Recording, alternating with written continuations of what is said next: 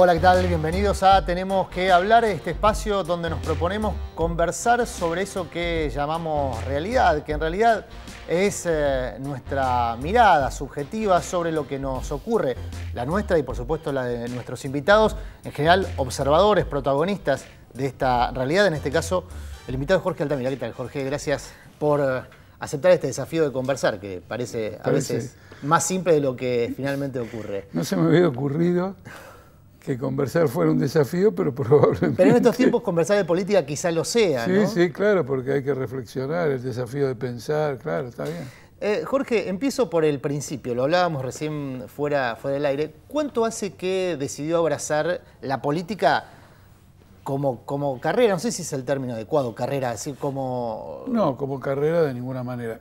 Yo tengo que admitir que lo mío viene demasiado lejos. Porque recuerdo peleas políticas, yo sé que los que nos escuchan van a quedar incrédulos desde los 6 años.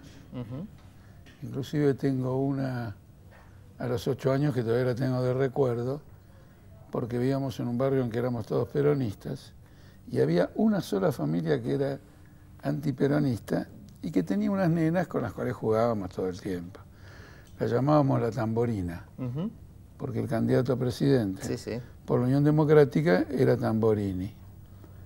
Y la defensa del peronismo y el choque con esta familia, es un recuerdo que tengo de una pasión política muy temprana, así como los choques de mi padre con tíos y otro tipo de familiares, por las más diversas razones, pero más o menos en la misma tesitura. Familia con pensamiento político peronista.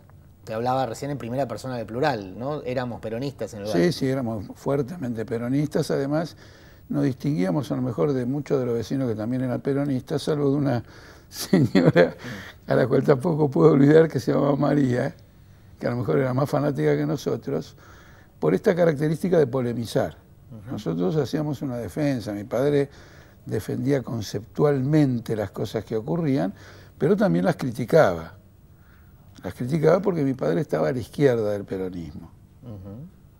Bueno, a ver, lo que ocurre hoy con muchos kirchneristas que defienden conceptos, incluso, por ejemplo, en el colectivo de intelectuales Carta Abierta hay una defensa conceptual del kirchnerismo, pero también se exponen críticas. Sin embargo, la caracterización que se hace de Carta Abierta o de los intelectuales kirchneristas que tienen esta postura es una caracterización negativa por parte de los medios dominantes. Había una diferencia fundamental si yo tengo que comparar a mi papá con Carta Abierta en este sentido. Mi padre no encubría nada, no disimulaba nada. Y acá se dan muchas vueltas para justificar cosas. Carta Abierta se puede considerar a la izquierda del kirchnerismo, pero no tiene ninguna característica crítica del kirchnerismo.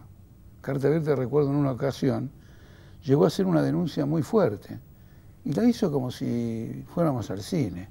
Por ejemplo, que la política agraria del kirchnerismo, se refería en particular a las provincias del noreste, era una política agraria roquista por la expulsión de campesinos. Sin embargo, nunca los he visto atacar a los gobernadores y procurar promover una acción contra los gobernadores roquistas. Ahora, en ese caso la crítica es conceptual y usted lo que le critica es no personalizar la crítica, digamos, no individualizar a los sujetos de esa crítica. No, en este caso, digamos, pero en otros casos no, justifican cosas. Mi padre no justificaba. Es más, yo recuerdo en un debate, éramos tan chiquitos, en una peleita con la mamá de esta familia Tamborina. Ella me hizo una crítica muy dura al peronismo, que luego iba a repetirme en 6º grado la directora de mi escuela. Mire usted, lo cual demuestra que yo estaba metido de chiquita, porque si no, que la directora me tome de blanco. Y hizo una crítica muy aguda diciendo que finalmente el peronismo no había levantado realmente el nivel social del pueblo. Mi padre no dijo que eso era mentira. Dijo, tiene razón y habría que empezar por tomar medidas sociales contra los gorilas.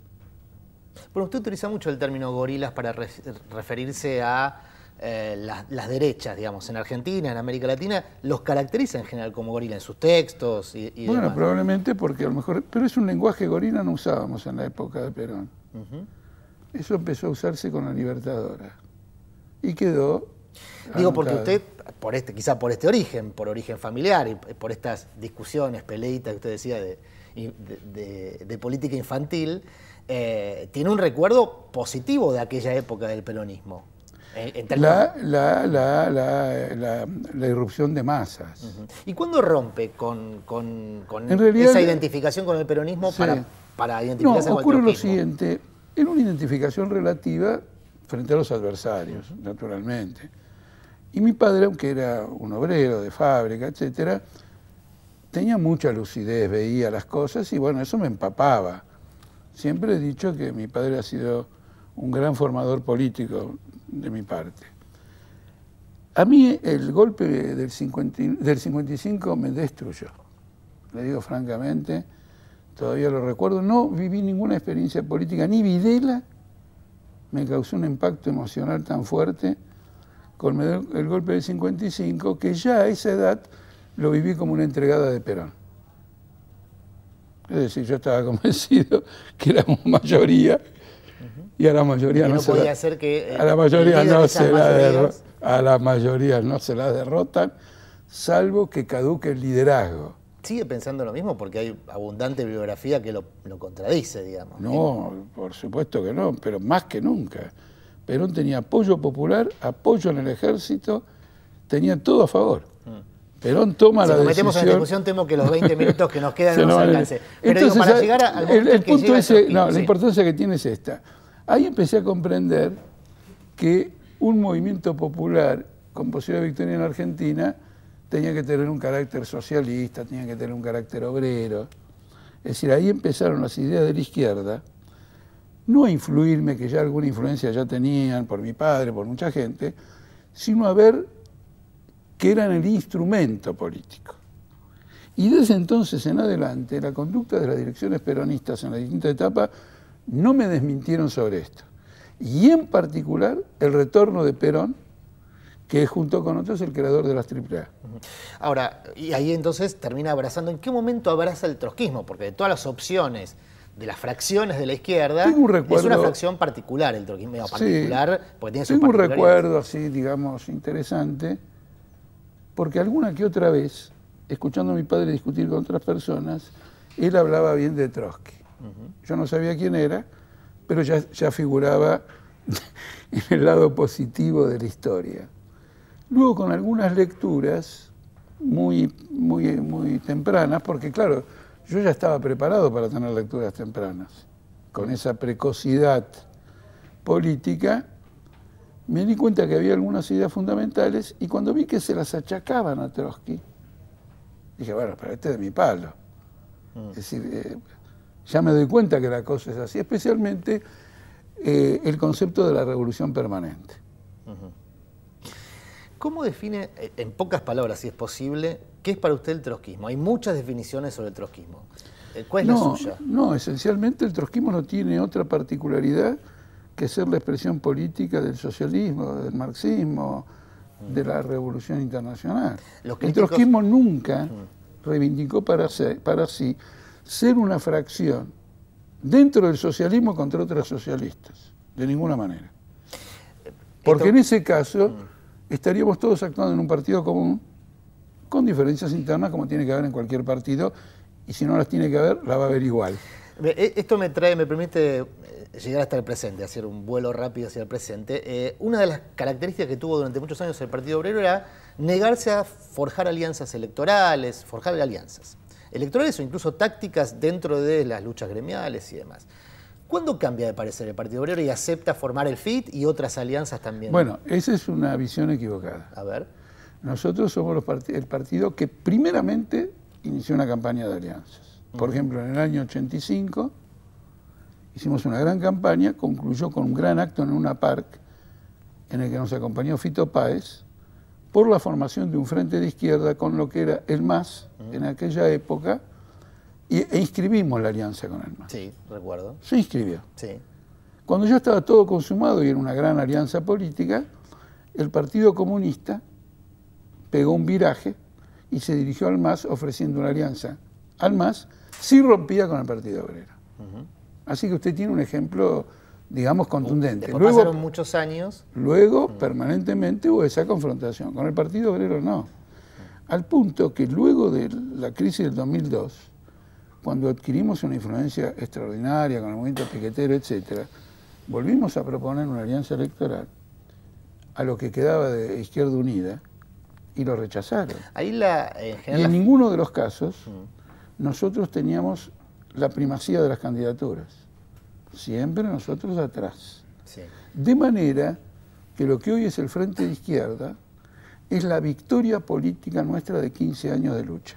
Ahora, una de las críticas dentro de los partidos de izquierda hacia el Partido Obrero, lo habrá escuchado muchas veces, es que lo que no conducen lo rompen o no lo aceptan como... Pero ya le demostré que no. Le acabo de decir, nosotros íbamos en todos los frentes que nosotros propusimos, nosotros íbamos atrás, porque el concepto fundamental que un partido realmente revolucionario tiene que tener un frente es que si es un canal de movilización, es el ámbito de su progreso. Perfecto. Entonces no importa el lugar en que uno está. Sin cuestionar esa situación y esas decisiones políticas que aparte mutan en función de circunstancias incluso electorales. Me imagino que las PASO por la creación, la reforma del sistema político y las PASO también fue un estímulo para avanzar en la creación del FIT, bueno, o por lo menos para consolidarlo como espacio político. Ahora, más allá de las circunstancias que mutan y que se puede, incluso las convicciones también mutan. La pregunta es, ¿en qué punto usted ubicaría hoy la relación entre los partidos de izquierda, teniendo en cuenta que mucha gente ve con desconfianza siempre esas sociedades, porque muchas veces esas sociedades terminaron con escándalos, digamos, con escándalos, algunos de ellos muy severos? En política usted tiene escándalos todos los días, lo ve a Scioli Randazzo, Julio Domínguez. Es una vergüenza porque integra el mismo gobierno. Bueno, pero el peronismo tiene una forma de explicarlo eso, que es la teoría de los gatos, ¿no? Cuando hay mucho grito es como los gatos que se están reproduciendo. Sí, pero eso no es... No. Eso es un invento, no se están reproduciendo nada. Bueno, es una explicación. No, pues no voy a dejar pasar cualquier cosa. No, eso es un invento, es una simulación. El pejotismo está hecho pelota en todo el país, es una amalgama sin principio, no tienen un congreso. El último congreso del PJ fue en el mes de marzo del año 89. No han parido una idea en un cuarto de siglo. Los que estaban con Menem se hicieron kirchneristas, inclusive de la propia familia Kirchner. Serán una bolsa de gatos en el sentido ideológico y bueno, así paga las consecuencias los trabajadores y paga las consecuencias del país. Ahora nosotros tenemos como método, y lo estamos aplicando por ejemplo en este momento, que cuando hacemos acuerdo político lo dejamos por escrito, para que quede como un jalón en la comprensión política de los militantes y en la comprensión política de la clase obrera que nos mira. Por ejemplo, yo vengo de Jujuy, fui hace 10 días, me junté con el Perro Santillán y toda la gente que sigue al Perro Santillán, nos sentamos a discutir e intercambiamos un montón de ideas. Los acercamientos eran tan ricos que yo les dije, hagamos un acta.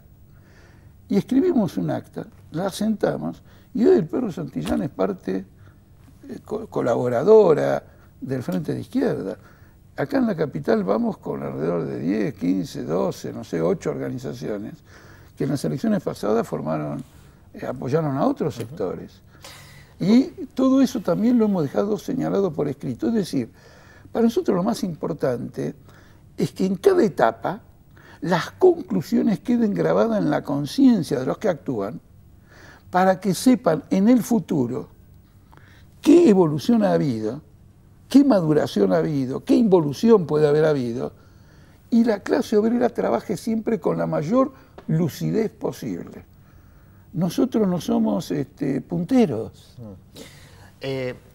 Pensaba en esto que usted planteaba de la federalización del espacio político, que es sin duda quizá el gran logro de esta etapa. ¿Federalización dijo? No, en el sentido de que hay representaciones con presencia electoral muy fuerte, con opción en estas propias elecciones de llegar a cargos ejecutivos, por ejemplo, cosa que sería una novedad importante para la izquierda argentina. Sí.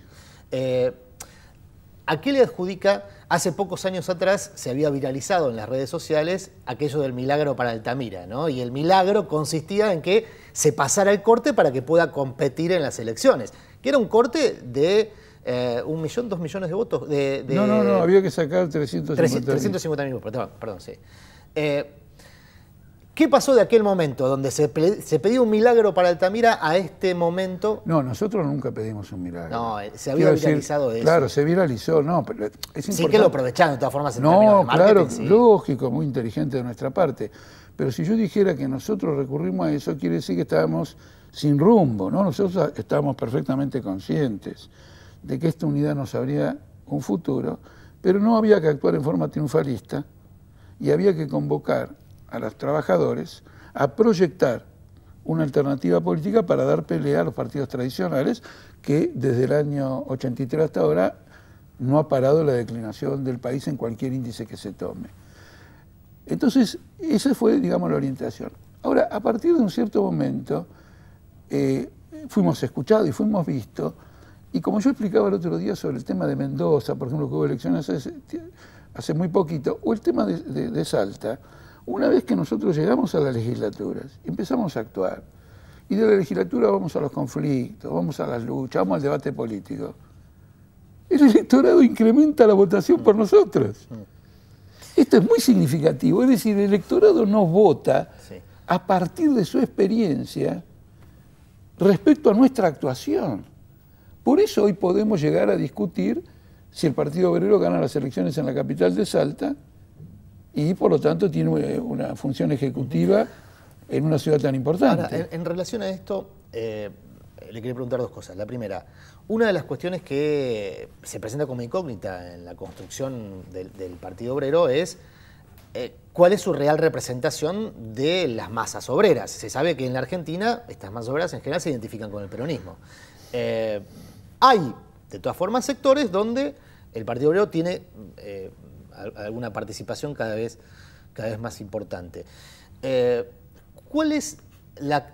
Es una caracterización crítica, la del peronismo está claro. Ahora, ¿es posible pensar en la convivencia de los valores que el Partido Obrero dice representar con los valores que la propia clase obrera tiene y por la cual se representa con el peronismo? ¿Es posible esa convivencia o solo es para confrontación, digamos, eterna las posturas? Yo le voy a decir dos cosas. En primer lugar, acá sí tenemos un punto de vista muy diferente y yo tengo una ventaja sobre usted, si me permite, de que vengo del peronismo. La clase obrera no es peronista, fue peronista. Había que ver cuando era peronista. ¿Pero vota peronismo? Es otra cosa. ¿Se identifica con el peronismo? No.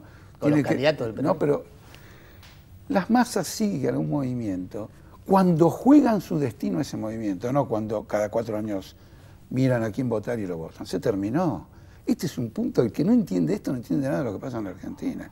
Yo que he visto al peronismo, a mi tío del subsindicato, a mi viejo, los 1 de mayo, los 17 de octubre, levantar oleadas. No, esto no. La clase obrera no es tan tonta como no darse cuenta de lo que ha ocurrido con el peronismo hasta ahora. Este es el primer punto.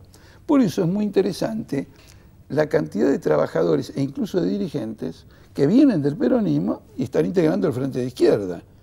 Por ejemplo, ahora en las elecciones de ATE tenemos una candidata que es la secretaria general de la CTA y de ATE de Mendoza, que va en las listas de la izquierda del Partido Obrero en las elecciones de ATE. Y el otro día en Jujuy hablé en una lucha de trabajadores contra un intento que ganó el intento del peronista Fellner de anular el derecho de huelga. Y la gente abajo me decía, se terminó lo nuestro con el PJ. Bueno, este es un punto. Entonces, ¿qué ocurre? En el curso de la historia del peronismo, el que lo ha vivido y el que lo estudia, va a observar que el trabajador, incluso bajo el peronismo, nunca perdió su instinto de clase. Nunca. Yo alguna vez lo viví, personalmente, porque mi papá mi mamá me llevó a mí a una asamblea gráfica a donde vino Evita. Y Evita, ella era el periodo de las vacas flacas que empezaba con el peronismo, Evita, el ministro de Trabajo y el interventor al sindicato, había un interventor, de alguna manera tenían un guión de que no iban a dar los reclamos que tenían los trabajadores. No lo dejaron irse. No la dejaron irse. La vía Evita salir del escenario diciendo esto terminó la asamblea y ante el tumulto, la movilización y qué sé yo, volvió y dijo, está concedido el reclamo de los trabajadores. Sí. Esto hacía que mi mamá, por ejemplo, confirmara su pasión por Evita. Sí. Pero bien leído, ahí había habido una confrontación. Y los trabajadores hicieron valer sus propias aspiraciones contra el gobierno. Está claro entonces la caracterización del peronismo. Nos quedan 2 minutitos. Contradictorio, sí, este elemento contradictorio, ¿no? Nos quedan 2 minutos y medio y no quiero dejar de hablar de la realidad latinoamericana, porque en sus escritos, digamos, y en varios de los documentos del Partido Obrero, se caracterizan muy duramente algunos de los procesos populares que se viven en América Latina, que son también muy significativos de la época y son un mojón en términos históricos. Si no leí mal, el bonapartismo indio, por ejemplo, se lo caracteriza al gobierno de Evo Morales. Lo he leído en algún documento, no suyo, sí del Partido Obrero. Con el gobierno de Maduro también ha sido muy crítico y ha apoyado expresiones contrarias. ¿Expresiones contrarias de quién? Expresiones contrarias al gobierno. No, es cierto. Sí, bueno, se ha planteado el apoyo contrarrevolucionario desde el Partido Obrero en Argentina. Eso es una infamia que corre por ahí. ¿Ah, sí? Nosotros jamás. Pero por favor.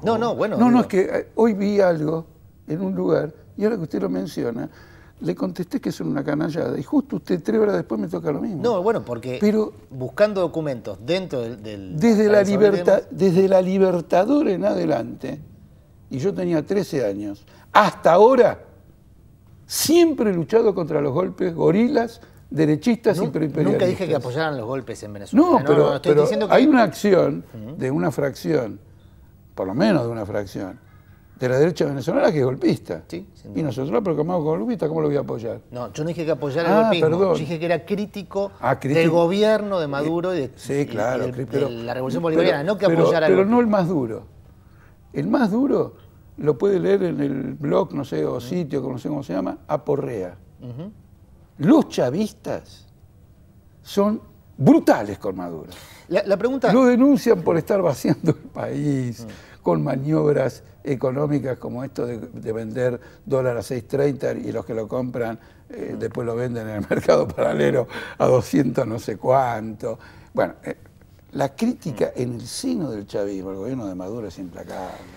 Queda pendiente para la próxima la pregunta que le iba a hacer a partir de esa introducción, porque nos quedan 30 segundos y debo ¿Hacemos la pregunta o la dejamos? No, la hago y queda pendiente pero a la próxima encuesta. Me colocan una mala así. No, que tiene que ver con qué rol histórico le imagina el Partido Obrero frente a gobiernos con representación obrera, pero con mucha participación obrera y apoyo obrero. Pero lo planteamos para una próxima y queda abierta la invitación a Jorge Altamira, que esta noche compartió este espacio de conversación política. Parece una eternidad en televisión, 25 minutos, no es tanto. Nos quedó por lo menos un tema pendiente y seguramente de ahí... Queda para otros 25. Nos quedará para otros 25. Muchas gracias, Jorge Altamira, por tener que hablar. Gracias.